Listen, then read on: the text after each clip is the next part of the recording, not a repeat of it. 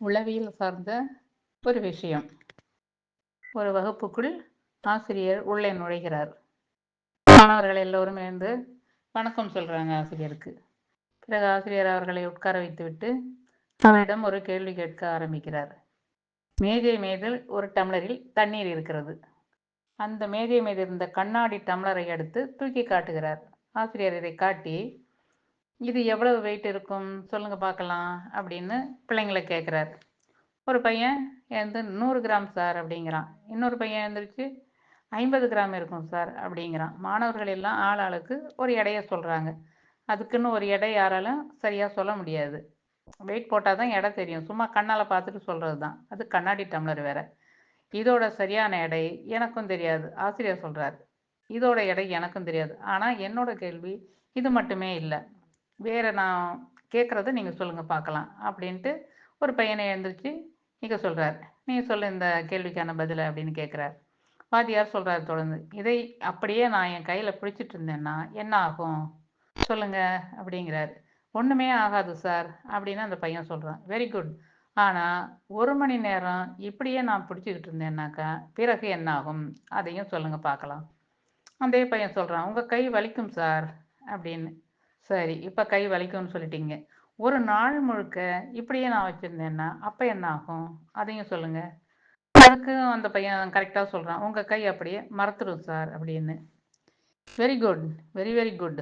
1 மணி நேரத்தில் என் கை வலிக்கிறதுக்கும் ஒரு நாளிலே மரத்து போகிற அளவுக்கு மாறுறதுக்கும் இந்த டம்ளரோட வெயிட் கூடிக்கிட்டே போகுமா சொல்லுங்க பார்க்கலாம் அப்படின்னு ஆசிரியர் கேட்குறாரு. வெயிட் அப்படியே தான் இருக்குது, தூக்கிட்டு இருக்க கையும் அப்படியே தான் இருக்குது.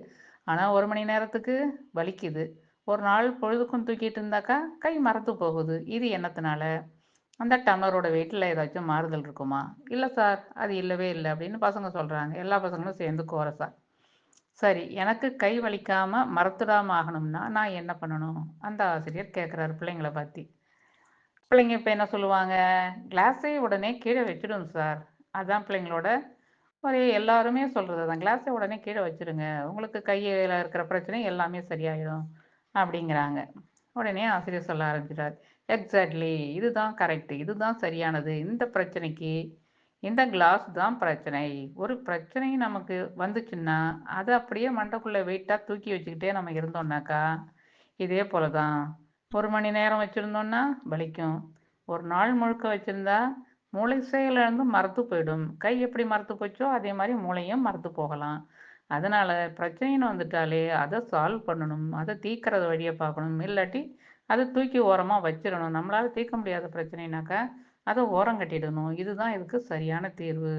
இப்படி புரிஞ்சுக்கிட்டாக்கா யாருக்கும் பிரச்சனைகளே மன அழுத்தத்தையும் மன பிரச்சனைகளுக்கும் மன சோர்வையும் கொடுக்காம மனசை ஃப்ரெஷ்ஷாக வச்சுருக்கோம். இதை தான் நீங்கள் தெரிஞ்சுக்கணும். இதுக்காக தான் இந்த கதையை நான் உங்களுக்கு சொன்னேன் அப்படின்னு சொல்லிட்டு மனவியல் ரீதியான ஒரு தீர்வை பிள்ளைங்களுக்கு ஆசிரியர் கற்றுக் கொடுத்தார். இதே போல் நீதி கதைகள் எப்படி சொல்லி கொடுக்குறாங்களோ இதே போல் மனவியலும் உளவியலும் இனிமே எல்லா ஆசிரியர்களும் பிள்ளைங்களுக்கு சின்ன வயசுலேருந்து சொல்லி கொடுக்க ஆரம்பிச்சிட்டாங்கன்னா எப்போ அவங்களுக்கு புரிஞ்சுக்கிற மனநிலை வருதோ அந்த வயசுலேருந்து பாடத்தோட பாடமாக ஆசிரியர்கள் இது மாதிரியான நல்ல விஷயங்களை சொல்லி கொடுத்தா நாட்டில் இப்போ நடக்கிற எந்த விதமான அராஜகம் தீசெயல் எதுவுமே நடக்காது.